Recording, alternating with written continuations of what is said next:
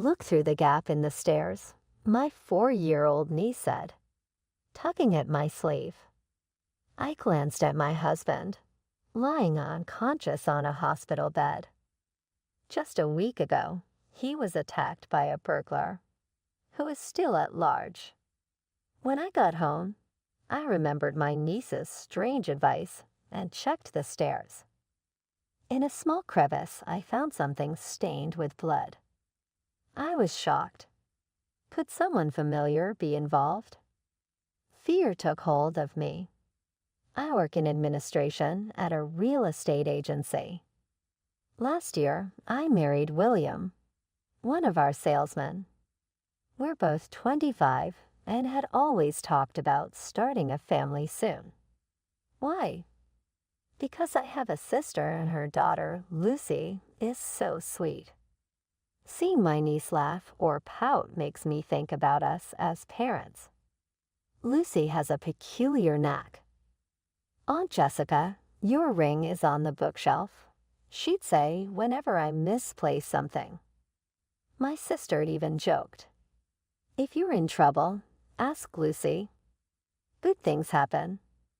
They say children can see ghosts, but I wonder if there's more to it. Maybe our future child will have special talents too. We dreamed of a family, but our married life started on a rocky note. Soon after our wedding, we began receiving disturbing letters addressed to William. The message was clear: break up and disappear. Seeing how scared I was, William said, "It's just a prank. I'll report it to the police." He did, but the sender remained unknown, and we were anxious every day. One day, John, a colleague of William's, came to my office. Why was someone from sales visiting me? When I approached him, he handed me a note with the same ominous message: disappear. I gasped as John looked at me with a serious expression. This was found on William's desk. As a rising star in sales, he had made enemies. Many saw him as a nuisance. "It's troubling," John said, crumpling the note. "I've known William since we both started here. If you need anything, just ask." He gave me a reassuring smile. I was shocked by William's situation, but having John as an ally was comforting. My sister also came by, concerned for us. Despite the troubling letters, we stayed strong with the support we had. I was determined to stand by William. We had no idea what was coming next. While attending a friend's wedding on a Saturday, my sister called in a panic. "Jessica, William is unconscious. Come back right away." I was stunned. William was supposed to be home after working overtime. "Jessica, he was stabbed during a break-in," my sister continued. Her words were hard to process. I rushed to the hospital and found William pale and still. "William, wake up," I pleaded, holding his hand, but he didn't respond. The beeping of the machines filled the room as tears streamed down my face. I wondered why this was happening. My sister, who had been waiting, tried to comfort me. The police said our neighbor found William collapsed and bleeding from a stab wound while delivering a community newsletter. Normally, the neighbor's habit of opening our door without knocking would be annoying, but it turned out to be a blessing in this case, leading to William's early discovery. Given the recent burglaries in the area, the police suspected the same person was responsible. It has to be the same person who sent those letters. I've already talked to the police about it. I told my sister. She interrupted, "I'll handle talking to the police. You need a break." I regretted attending the wedding. If only I hadn't gone, maybe William would be safe, I thought. I prayed for his recovery, but even a week later, he remained unconscious, and the attacker was still free. I spoke to William, connected to tubes in his hospital room. "Our anniversary is coming up soon. Where would you like to go?" But he didn't respond. I tried to stay positive, but it was difficult. Tears kept flowing despite my efforts. John, who had been visiting daily with flowers and treats, was there. "Sorry for showing you this," I said, quickly wiping away my tears. John leaned in and said, "Don't worry about it." Just then, I heard a small voice behind me. "Aunt Jessica, who's this?"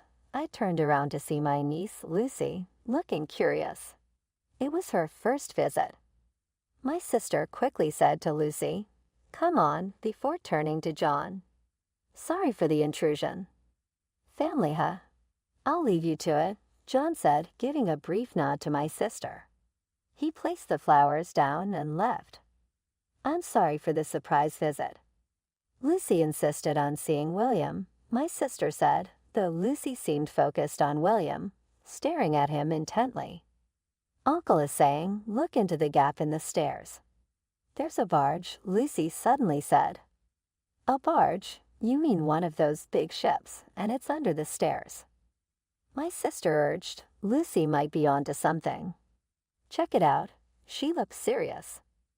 As we continued our visit, hours passed. My sister drove me home and said, "Call me if anything happens." But was there really a gap under the stairs? I recalled William being found collapsed on the stairs, covered in blood. The police had cleaned up, but I decided to check. I opened the front door and examined the stairs. I found a small gap at the edge of the bottom step. Shining a flashlight in, I saw something reflecting. I used tweezers to pull it out. To my surprise, it was a company badge.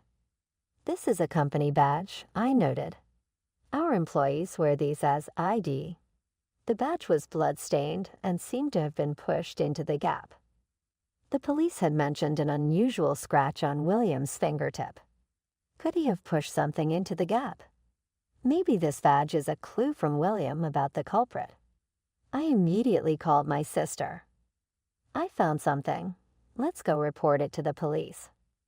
As my sister was bustling around, I heard Lucy's voice. "If there's no barge you need later, it's troublesome for one person who's being a nuisance." Another riddle. Is this part of the case? I asked, but Lucy just giggled. Her riddle about the stairs might be another clue about the perpetrator. I stared at the blood-stained company badge in my hand. It seemed William had left a crucial clue during his desperate struggle. I promised myself I would find the criminal and seek justice. I quickly handed the badge to the police and then visited my niece. If there's no barge you need later, it's troublesome for one person who's being a nuisance, Lucy had said. Her words puzzled me, so I asked for more. "Lucy, what do you mean by needing a barge later? Are you saying it's too late?" Lucy shook her head. "No, not like that." I was still confused. When you say it's troublesome for one person who's being a nuisance, does it refer to the number of people? Would 2 people be less bothersome? Lucy replied, "No, that's not it. It's about being bothersome." She looked smug, but I was no closer to understanding. Frustrated, I left her house and went to a cafe to clear my head. While sipping my coffee, a man in a suit at the next table stood up, accidentally leaving his phone behind. "Excuse me, you forgot your phone," I said. He hurried back, relieved, and said, "Thank you. It's my work phone." Losing it would mean writing an incident report. That's when it hit me. I dashed back to my workplace, and the pieces fell into place. 5 days later, I was back at the hospital with my unconscious husband. John came by and asked, "It's been a while. Why haven't you been at work? I didn't see you at the hospital either." I was worried. Ignoring the flowers he brought, I looked him in the eye and asked, "Why did you stab my husband, despite visiting him so often?" John's face went pale. "What are you talking about? Isn't the culprit a burglar?" He tried to smile, but it seemed forced. I pulled out the blood-stained badge from under the stairs and showed it to him. "Is this our company's badge?" The barge my niece mentioned wasn't a ship, but the company badge. We'd been getting harassing letters, and my husband hid the badge to expose the culprit. It wasn't a random burglar, but someone within the company. I looked at John firmly. You don't really think I'm suspecting you, do you? After everything I've done? He reached for my hand, trying to smile, but it was strained. I pulled my hand away and showed him a copy of his disciplinary report from HR. Lucy's mention of a barge actually referred to the letter of apology needed after losing his badge. 2 days after William was stabbed, John wrote the incident report. Could this be William's badge? His own badge was accounted for at home. I dismissed John's excuses. He looked frustrated but was determined. You're shaken up because of William's stabbing. From now on, I'll be there for you in his place, he said. I sidestepped him and pulled out documents from my bag. The drive recorder data from the company car he used. You were at our place during the incident, though there were no business reasons for it, right? As the company's drive data manager, I checked John's movements. The data was locked to prevent tampering, so any attempt to erase it would be visible. Did you have feelings for me? I asked, watching John squirm. After talking to colleagues, it became clear John had harbored feelings for me and resented William for supposedly taking me away. Lucy's riddle about a nuisance meant that William's presence was an obstacle to John's plans. You harassed us because you wanted us to break up. That's disgusting. John's anger flared at the word disgusting. I liked you more than William ever did. I thought scaring you would make you break up with him.